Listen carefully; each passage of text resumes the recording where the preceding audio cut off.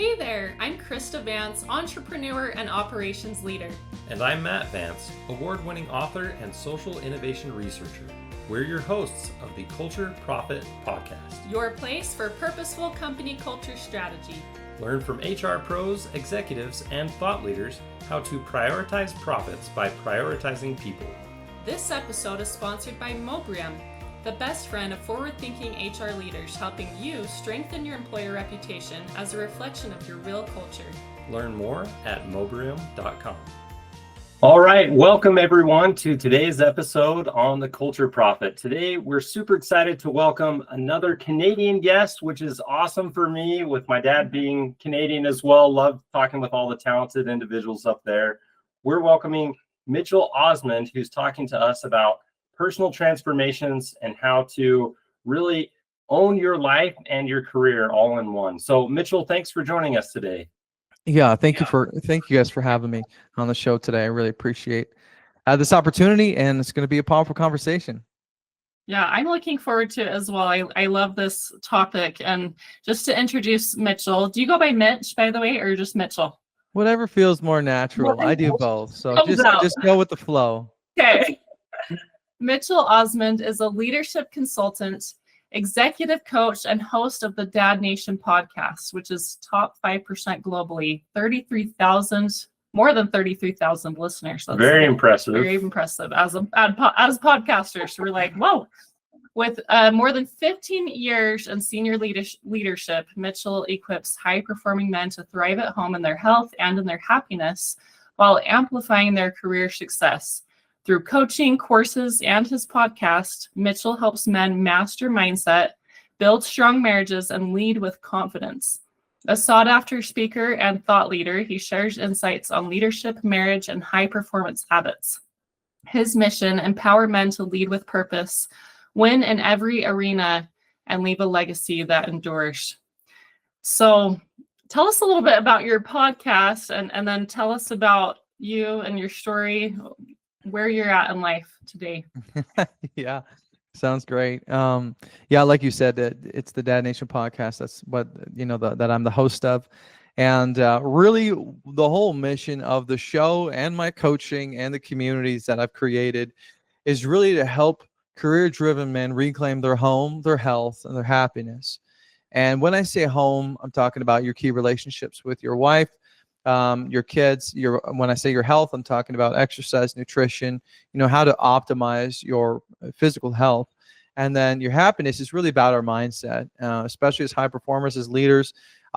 We can live our new life with our old scripts, as we grow up, and we have things that we haven't dealt with from the past, limiting beliefs, the self-sabotage or the imposter syndrome, insecurities, fear, anger that comes up. And so we tackle all things mindset to help men really kind of get to the next level, both professionally and personally. And so that's what I do, and that's what we talk about on the podcast. Everything that would challenge a man, husband, father in 2025 is we get after it.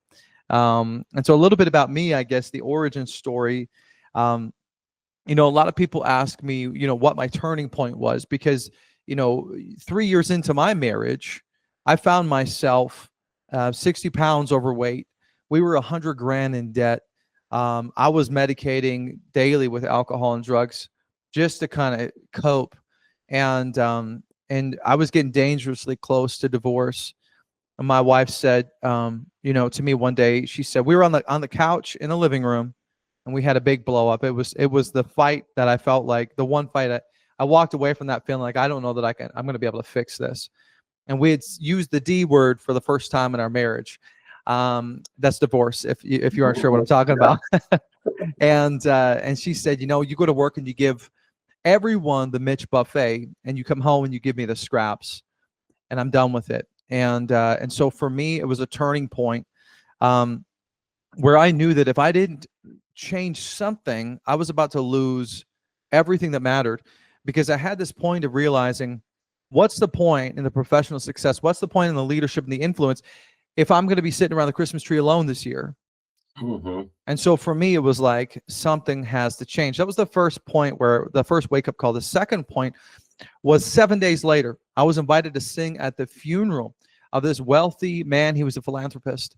And after some time, the minister was going through talking about all the things that he had accomplished. He had asked the congregation, are you living a life worthy of imitation? If you were to die today, would you be proud of the legacy that you left? And as I was getting ready to sing the last song in that funeral, I could barely choke out the lyrics, because all I could think was, if this were my funeral, no one in this room would be saying, I want to model the marriage he had. I want to have the health and the body, the vitality that he had. I want to model my finances after him. They probably would have said at that point, he struggled, and then it was over, because I came from this home of dysfunction, where my childhood was littered with crime, with abuse, drugs, you name it. And so that's what happened. I got married, and my unhealed wounds began to bleed into my marriage, and my wife began to pay the price, and she was beginning to have to unpack the baggage that I didn't deal with. And so that was kind of where I was. I walked away from that funeral that day determined to change my story, to rewrite my story, and I made a commitment that I would actually die to whatever I needed to die to in order to become the man, the husband, father I needed to be for my wife and my children. And so I went home that day, and I made some commitments. I made some covenants, and I said, you know what? This all ends with me. And I say this often on my show, every family has a curse breaker. For me, my family, I am the curse breaker, and I'm committed to doing that. And so, I surrounded myself with 5 men who my ceiling was their floor. They were living where I wanted to be. And they held me to the standard that I said I wanted for my life. And guys, within 18 months, a year and a half, I lost the 60 pounds, built a lean, confident body, paid off the $100,000 of debt, completely restored our marriage, and got clean and sober and focused on my future for the first time in my life. And I dealt with the pain and from the past. And I really kind of turned all that trash into treasure. And then shortly after that, after spending about 5 years helping other people in my life, because I was always in positions of leadership, because everyone started to see that I was losing weight and that we were showing up totally different. And they said, man, how are you doing this? What's going on? And so I started helping my friends get closer with their wives, building out budgets to help them get out of debt, helping them, going to the gym with them, all those different things, creating meal plans for them. And a mentor of mine said, if you really want to leave a legacy, to live a life worthy of imitation, you need to share your story with the world. And so that was about 2 years ago. I launched the Dad Nation podcast. And within about 6 months, it became a globally rated top 10% podcast. And then I had listeners all around North America. And men started reaching out and saying, could you share with me? Could you coach me? Could you teach me? And so I launched my coaching platform. And it's been about 1.5 years now. And so over the course of another 18 months, here I am again today. And really, that's my story. And I'm, Ed Milet said on his podcast a little while ago, you are the most qualified to help the person you used to be. And so for me, that's all I do. I help men who I used to be. And it's like day after day after day, I'm helping men grow closer with their wives, show up more present, more powerfully as fathers, and to end those cycles for themselves. Clearly, you're not alone. I mean, if your number of listeners and how popular your podcast is doesn't say anything. I mean, I've seen from experience that you're not alone, and that's incredible that you've come from where you have, and I'm sorry that you had the childhood that you had. That's really hard. But props to you for coming away from that and being the curse breaker, like you said. I think that's very difficult to be the curse breaker. And so congrats to you for coming away from that. And I'm just curious, in your experience, because you've worked with a lot of men that are coming to you, do you see trends where, I don't know, just in society in general, do you feel like men are struggling to just be that provider, the ideal like father, husband kind of figure, where they're the provider, they're strong, they're confident, they're leading their family? Do you see that kind of being a struggle for a lot of men? Like, just where, I don't know, I think a lot of women these days are the ones that are like, I'm the powerhouse, I'm the career driven one, and I can raise the family and be the career woman. And I feel like sometimes the men are like, well, what am I good for? But I don't know what you've seen in society. That's exactly what I've seen in society.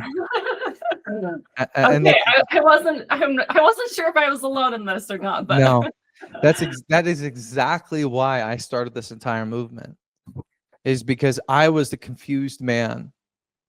I didn't know what, I mean, I could barely say the word masculinity without getting canceled, right?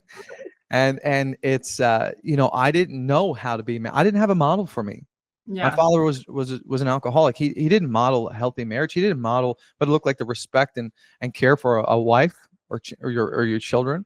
And so I had to learn all the lessons the hard way. But as I began to grow, I saw men around me. I'm like, oh, you're confused. Oh, we're all confused. And we're living in a modern society that does say, there's some sects of society that would say masculine, or that men don't matter.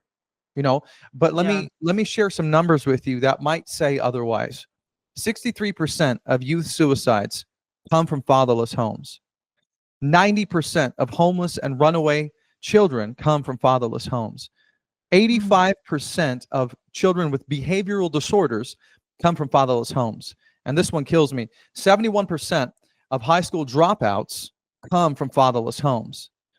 And now these are statistics, but they're interesting statistics that I think should make us aware of the significance of the presence of a father in the home. The reason why I say this is because men are lonelier than ever. So, for example, since 1995, the number of men with 0 close friends went from 3% up to 15%, which is over triple, right?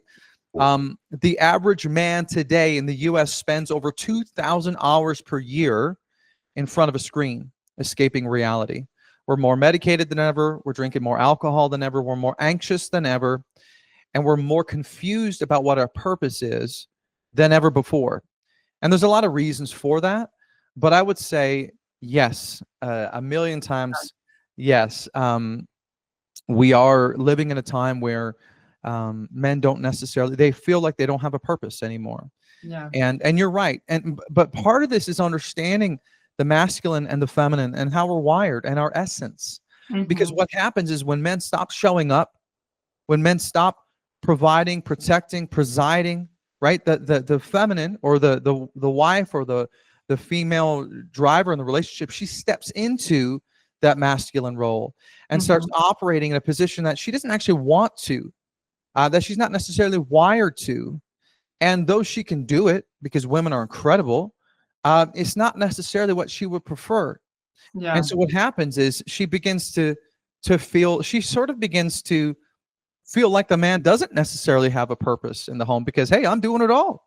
I'm mom, I'm dad, I'm the provider, I'm doing, And so what happens is we get caught in this cycle where men then begin to retreat into their own vices or whatever. They show up insecure. They show up, maybe they don't show up at all. They're checked out on their phones. They're medicated, they're drinking, whatever. And then so the wife begins to, and so a man's two basic needs are two things: to feel respected and to feel competent, right? And a wife's needs are to feel seen, heard, and safe, or we'll just say to feel loved for now. But what happens is the wife begins to maybe not necessarily respect the man in the same way that he craves, because he's not living in a respectful way, because he's confused. She's had to step in to take his role. But what happens is he feels disrespected.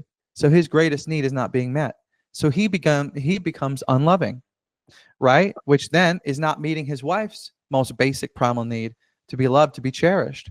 And so what happens is couples start to do this, and they drift, and they become roommates wearing rings, roommates sharing a mortgage. And this is what happens in marriage when we're confused about our role. I'm ranting. I feel like I'm preaching, but you understand? Does that make sense? No, not at all. Yeah, no. And those stats they're really sad, but to me, on the flip side, it's so empowering for men to hear those stats, because right there is what the things that they can change by being a present father, and by doing all these things that you're saying will help you be a better father and husband.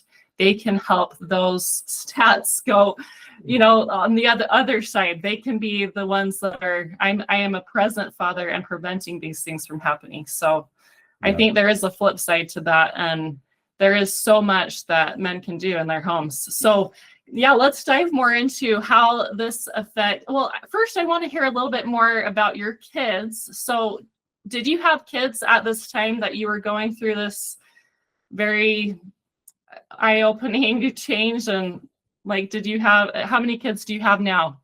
Yeah, no, we didn't have kids then. And that was Okay, actually what the big fight was about, because I wanted to have kids. And my wife was like, I will never bring a child into this relationship. Right. Yeah, And right. so for me, it was like, oh, what? You're not happy? Like I was totally, I mean, I was so lost in my own pit, that I didn't see how unhappy she was. I'm like, oh, okay. And one of my biggest dreams was to be a father, because I didn't have really an active father. Yeah. And I realized, oh, okay, so I got some work to do, because she was like, I refuse to have a child and to bring a child into this marriage. That wouldn't be fair to them. And that was a sobering conversation, Wow. And so yeah, we have one son, and another one on the way. She's expecting. So So exciting. Congrats. yeah, we're really looking forward to that. Yeah, it is awesome. And so another statistic that might really kind of bring things into context, and was my story. We know that in the U.S. today, 70% of divorces are initiated by the women in the relationship. 7 out of every 10. Now, in situations where the wife is a high earner, has a high education, right? That number actually jumps to 90%. So 9 out of every 10 divorces where a wife has an education or is a high earner, the divorces are initiated by women. What's even crazier is, of those divorces, 80% of the time, the main reason cited for the divorce is a emotional disconnection, lack of connection, emotion. It's not abuse, it's not money, it's not cheating, none of that stuff. It's, I feel like I'm disconnected with my partner emotionally. I feel like I married a robot. He's checked out, right? And that's exactly why I do so much work about emotional intelligence, about how to connect with your wife on a deep emotional level, because 8 out of 10 divorces, that's exactly why she leaves. And so many men wake up and they have no idea, and she's packing her bags and he's like, what? I thought we were fine. That was my story. Yeah, that was my story. And so that's a lot of what I do, is teaching men how to connect with their wives on an emotional level, because at the end of the day, that's what she craves the most. Not a paycheck. I mean, a paycheck is important, but she doesn't want a paycheck coming from a robot. She wants a paycheck coming from someone who can connect with her. She wants to feel seen and heard. Yeah. Yes, exactly. Seen, heard, and safe, right? So Yeah.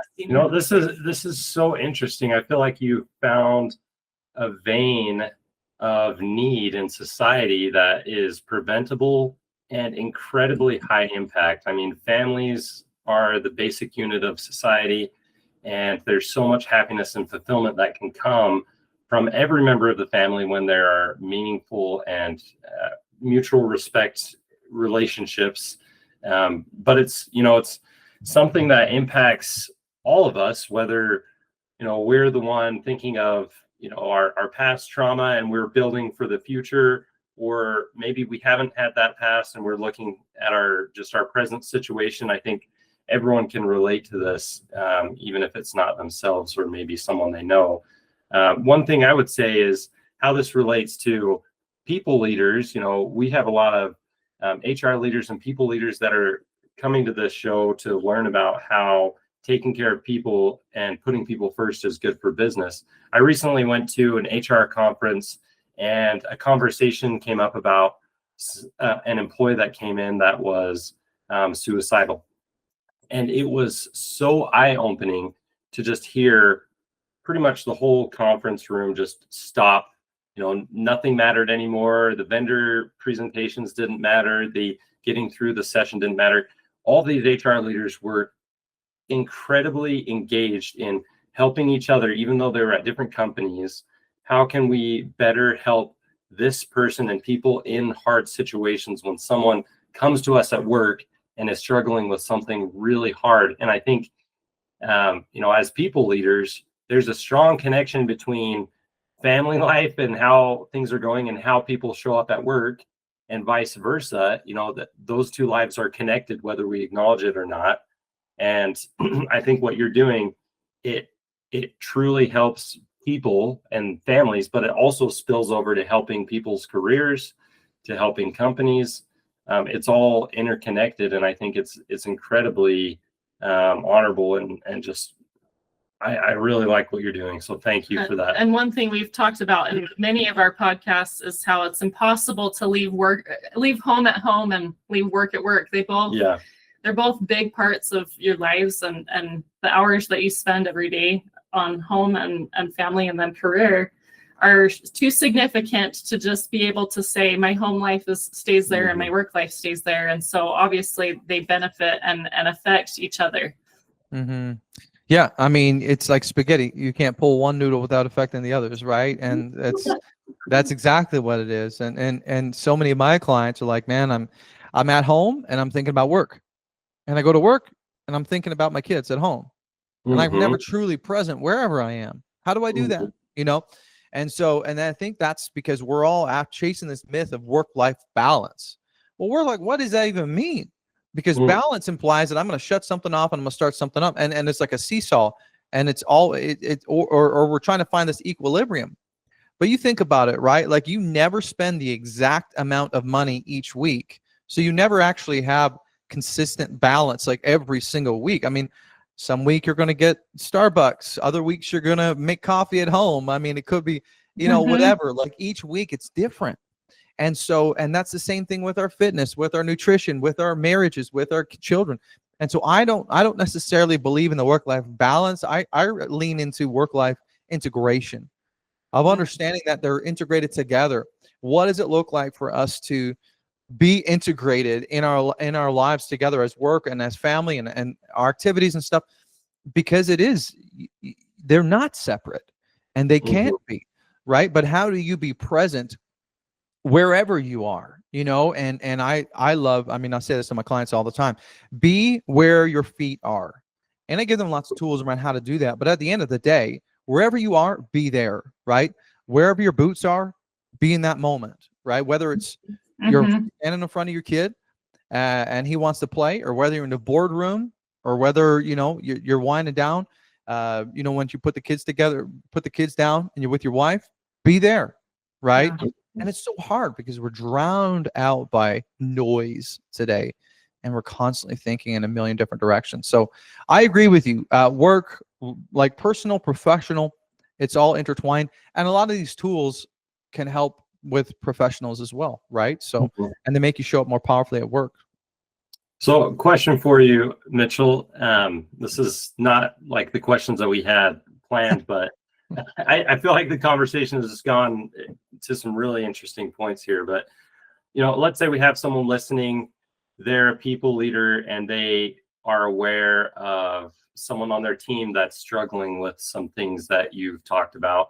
Or maybe it's someone that has these struggles themselves. Like, what do you say to that person to just start this conversation to help them kickstart their own positive change? Yeah, there's two things that I think are so critical. I would say three things. Number one is get clarity. So there's 3 C's, because I'm obsessed with alliteration, and I know it's cheesy, but it is what it is.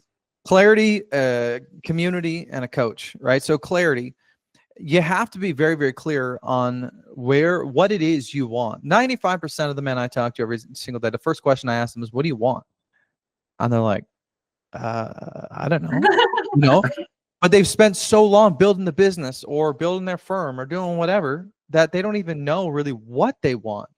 And they're coming to me because they feel like maybe their professional success is there, but the personal isn't, and so, and I love this, a lot of my clients, I'll do a eulogy writing exercise with them. Have you guys ever heard of that before? No. No. Okay, so I can picture it, but yeah, tell us about it. yeah. So Napoleon Hill talked about this. Begin with the end in mind. Stephen Covey in his book, The 7 Habits of Highly Effective People, chapter 2 is begin with the end in mind. My funeral moment was me beginning with the end in mind. I had a flash forward to what the kind of legacy I was leaving. And I did. I had a moment where I saw it. I was overweight. I was alone. I was depressed, and I was an alcoholic, just like many people in my family. And so what we do is I get my clients to write a eulogy. If they were to die today, you're going to write your eulogy from the perspective of your wife as she's standing over your casket. What are the things she would say about the man, the husband, the father you are today, right? Which is sobering and it's powerful. And then once we work through that, like I'm talking, like Matt, you're going to write it from her perspective. And she's going to be like, Matt was a... Yeah, what are you going to say, Chris? And so that's, and then what we do is we get a 2.0. If you were 100% the man that you knew you could be, that you were called to be, what would your wife be saying then if you were to pass away? And right there, the gap between the man that you are today and the man that you want to be, that's where your tension, that gap, that's where your tension lies. That's where your frustration lies. That's what keeps you awake at night, because you're like, oh, I know I could be doing more. I know I should have showed up today. Like I knew I could have. And so we get very, very clear on what matters to us, because at the end of the day, I've never had a client write in their eulogy, he built 7, multi-figure, 7, figure businesses, or Right. he, whatever, he got this award and that award. It was always like, he loved his kids. He cherished his wife. He gave to his community. I'm like, okay, so why is it that you say that this is what you want, but your actions are something completely different? And so we extract and we get honesty, clarity, right? Number 2 is community. And so the reason why, and now I did this intuitively, I surrounded myself with 5 men that helped me. I actually built a framework around this called the Iron 5. So all of my clients have their own Iron 5. There are 5 men who surround them that are in close proximity to them and lift them up. And there's different areas of their lives that they cover. But you will sabotage. Your imposter syndrome will kick in. Your script from that you learned from when you were a child is going to come back, and you're going to turn it down, and you're going to go back on your commitments or whatever. We know this to be true statistically, and that's because 80% of the way we see ourselves and the way we see the world is formed before we're 12 years old. That's why we have to look back to our past to understand the trajectory that we're on, because we continue living this new life with this old wiring. We have to upgrade our software, right? And so the community piece is huge, the Iron 5. And then the last thing is a coaching piece. You, by bringing someone on board, a mentor, so it doesn't have to be a paid coach. It could be somebody you respect, you admire, someone who your ceiling is their floor, right? They're living where you want to go, whatever. But they're going to collapse the amount of time it's going to take you, because it could take you 10 years like it took me, or it could take you 12 months, right? And so why not? And if we look at the value of time, it's like, well, time is the most precious commodity we have. I'll say this one last thing. Time is the most, time is what is that quote? Time is the only commodity, or the only currency we spend without knowing the remaining balance. We spend time all the time, and we don't know how much time we have left. It's the only currency we spend without knowing the remaining balance. You guys, I don't know if I got 60 minutes left or 60 years, right? And so every moment that I live needs to matter. So if I can get a coach that can help collapse the amount of time for my breakthrough, and I can get it in 3 months, heck yeah, I'm going to do that, versus struggle through it and risk not even ever getting there, right? So that would be what I would say to anyone listening. Don't have the, I would say, pride to think that you can do it on your own. You might, but statistically speaking, we know you probably won't. And that's not like a poo-poo on you. It just is what it is, right? And that's why we get stuck in cycles and traps, because again, another statistic, 95% of the decisions you make today are the exact same decisions you made yesterday, right? And we're creatures of habit. And so that's why getting around a community, getting clarity, and getting a coach can challenge the way you think to call you up to a new way of living. Does that make sense? Yeah. That's amazing. Yeah. So one thing I think is that a leader who's hearing this, I mean, they can be that iron five, one of those persons that others look up to. They can be that person for their fellow their co-workers and anyone that's reporting to them. They can be that person for them that they look up to, and just helps them realize what they want out of life. They can use this for them. And then if you're someone who's listening who you're struggling with this yourself, go through these items, find your purpose, your goals, find those people that you look up to, and then change, and find someone who can coach you through it. Yeah. And I think part of having a coach is you need someone that's gonna keep you accountable. Yeah, that's 100% what it is. Yeah. And here's the thing, when we think about transformation, what it takes, especially in the internet, we really have 3 steps. We got information, organization, and implementation. When you have those 3 things, you can do almost anything. Tony Robbins said this a few years ago now, but it still rings true. We're a generation that is drowning in information, but we're starving for wisdom, right? We have information wherever you want. You get whatever you want for free. If information was the solution, we'd all be running around in perfect marriages and 6-packs, and we'd all be billionaires. It's not about information, right? But having someone who can take the information and the organization piece, put it all in the order that you need to process it and to consume it. But the implementation piece is huge. That 2-way feedback, and the coach or the community is going to be what lights the fire under you to make sure you implement, right?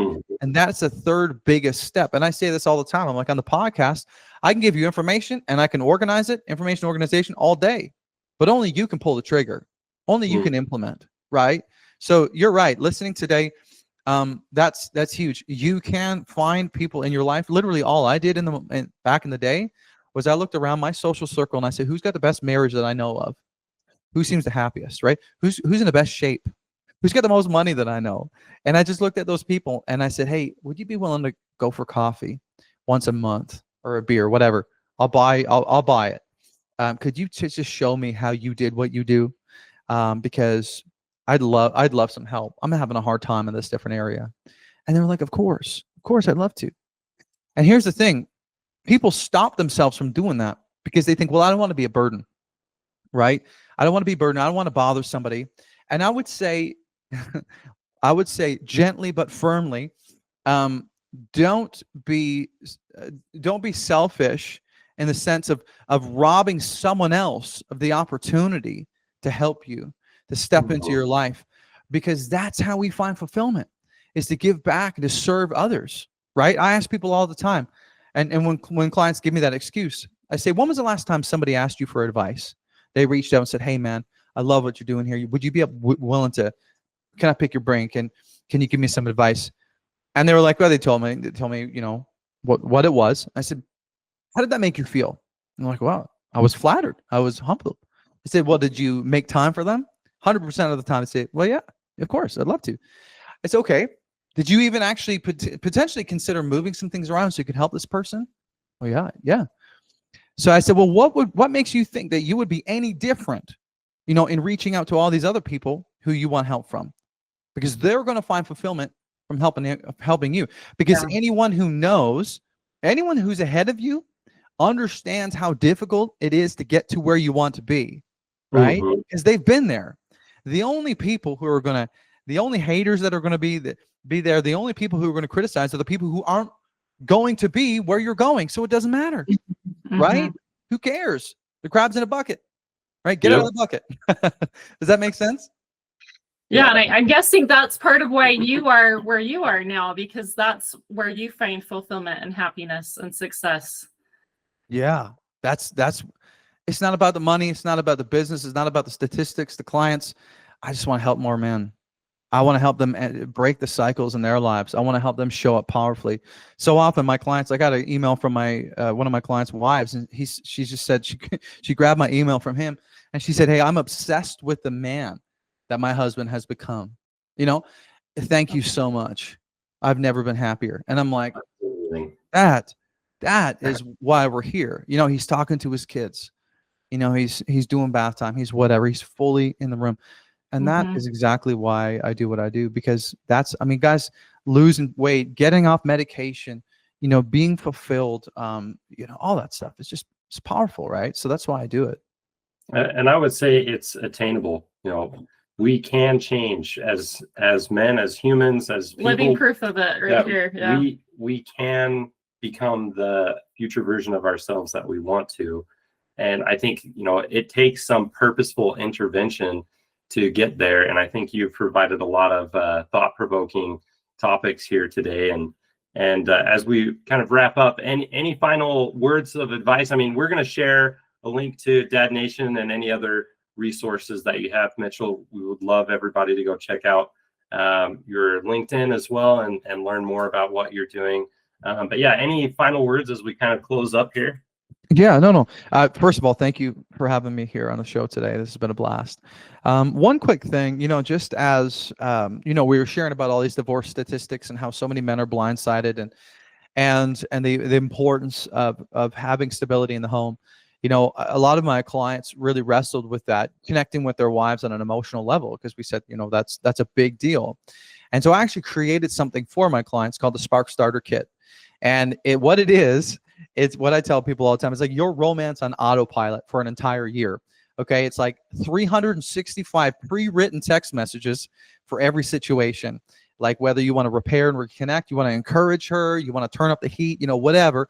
A text for every single day. There's 52 date night blueprints, which are pre-planned for you. All you got to do is show up. They're date nights and be the hero, right? There's 100 conversation starters for every situation. I'm talking about when you both are tired, when you both really want to reconnect, you know, whatever. And then there's a little small 3-module romance reset course that's available, which tells you how to reset the polarity. When I talked about masculinity, femininity, not necessarily knowing how to show up as a man in the relationship, all that stuff is covered, and it's like $17. It's crazy cheap. Awesome. And yeah, and so if you're listening to this today, and you're like struggling with, like, you feel like maybe the conversations are like dead end with your wife, or you end up on your phone on date nights because you just don't know what to talk about, or maybe, you know, you find it hard to find the time to plan dates. Well, I'm giving it to you on a silver platter for $17. So cheaper than a bouquet of flowers that, let's be real, are going to die within a week. So that was just one encouragement, and I made it super cheap because I want it to be accessible for anyone who wants it. So that would be my encouragement. You can just go to sparkstarterkit.com, or I can give you the link and you can put it in the show notes.